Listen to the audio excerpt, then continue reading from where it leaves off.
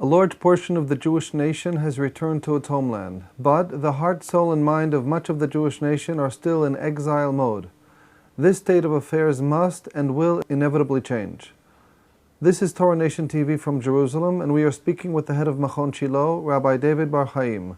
Shalom, Rabbi Bar-Hayim. Shalom. Recently in Israel, there have been a number of assassinations and assassination attempts by organized crime syndicates. How should a government guided by the Torah address such a situation? On the one hand, we have the well-known halakha that capital punishment, according to the Torah, is only possible under certain circumstances. First of all, the Bet Mikdash has to be standing, on top of which there are also very stringent halachic legal requirements regarding issues such as what kind of testimony, what kind of proof we have that a person committed a capital offense, such as murder or kidnapping or some other capital offense. There's also the question of whether the person was warned, whether he was informed that performing such a deed will make him liable to be put to death, etc. Only when all these conditions are satisfied is capital punishment feasible according to halakha. Nevertheless, that is the standard halakha for standard times. That is the normative halakha for the normative situation. However, there are exceptional circumstances where the halakha does have an alternate way of addressing the exceptional reality, a reality where law and order has broken down, or there is a danger that law and order will break down. That is to say, when you have a sudden increase in the number of incidents of murder and the like, the government, when there is a king, it is this power is in the hands of the king, of the monarch, and when there is no such individual, then such a power could be vested and should be vested either in perhaps a president or some kind of role, a person playing that role and having that responsibility in a Jewish state, or in the hands of the Sanhedrin. And in the present day, I would say that the government would be within its power to appoint a special body, perhaps to investigate and decide on such issues. There is an alternative procedure in halakha for dealing with criminals, with people who take human life, even when there is no all the necessary halachic requirements have not been satisfied, even if there were, shall we say, there was only one witness instead of two witnesses, or even if the person was not warned, was uninformed of the consequences of such an action, which of course when it comes to people who belong to the underworld, mafia type figures, etc., these kinds of warnings anyhow would obviously fall on deaf ears. It is possible for such people to be put to death without the normal legal procedures and requirements. This halakha is mentioned by Chazal. It is codified by Rambam in Hilchot Rotzeach Perek Daled, in Hilchot Malachim Perek Gimel. It's mentioned by the Ran in his Drashot. It's spoken of by many of the Rishonim, and there's no question this is the halakha. At the present time, in Israel and in many other countries in the world, organized crime, gangs, drug dealers, etc., are guilty of heinous crimes, which often result in individuals, sometimes not themselves terribly innocent, such as a rival gang or the head or an operative of a rival organized crime syndicate, and sometimes innocent bystanders.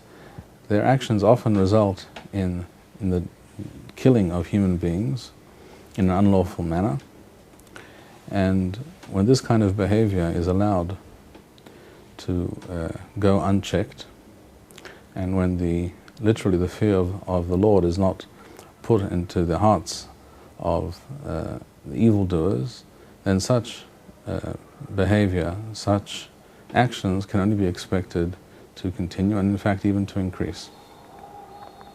In general, the Western world for some time has suffered from an excess of what we call in Hebrew hesed, that is to say, mercy, rahamim, mercy, or hesed, which is kindness.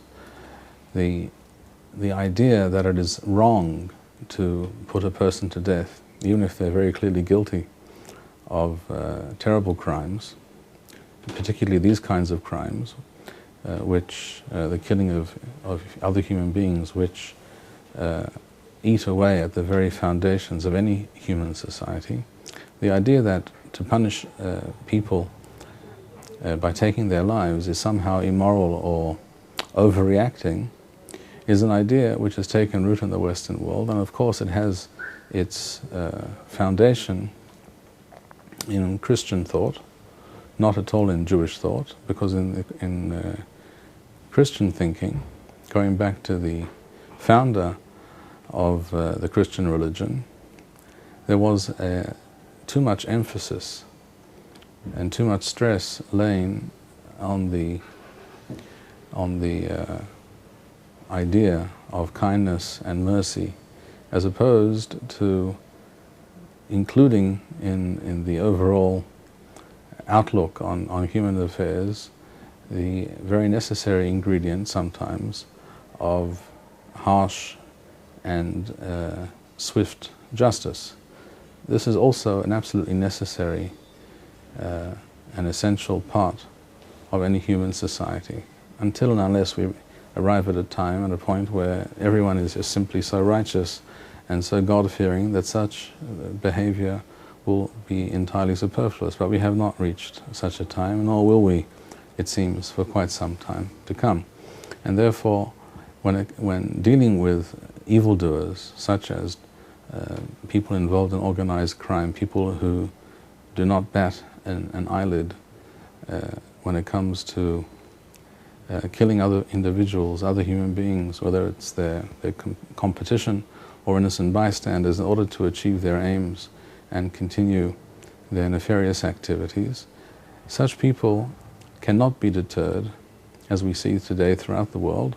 Such people cannot be deterred by the soft, liberal and Christian-influenced legal systems that exist in the Western world today. Such activities can only be nipped in the bud by firm, resolute action, which has also to be harsh in order to put the fear of the Lord in those who would set the laws of the Lord, of Hashem, to naught. And therefore, to deal with such evildoers today in Israel and in other countries, the death penalty is the correct response, and it should be implemented with forethought, with care, but with determination and without any kind of moral lack of clarity. This is the moral and proper thing to do, because cutting the hands off the evildoers, so to speak, and putting the fear of the Lord into them is protecting law-abiding citizens and guarantees the possibility of conducting a safe and decent human society for all human beings. Thank you, Rabbi Bar-Hayim. We would like to suggest the following opportunity to our viewers. If you identify with Rabbi Bar-Hayim's message and would like to sponsor or dedicate a video interview with the Rabbi in honor or memory of a loved one, if you would like to obtain Nusach Eretz Yisrael or invite the rabbi for a speaking engagement, please email us at office@machonshilo.org.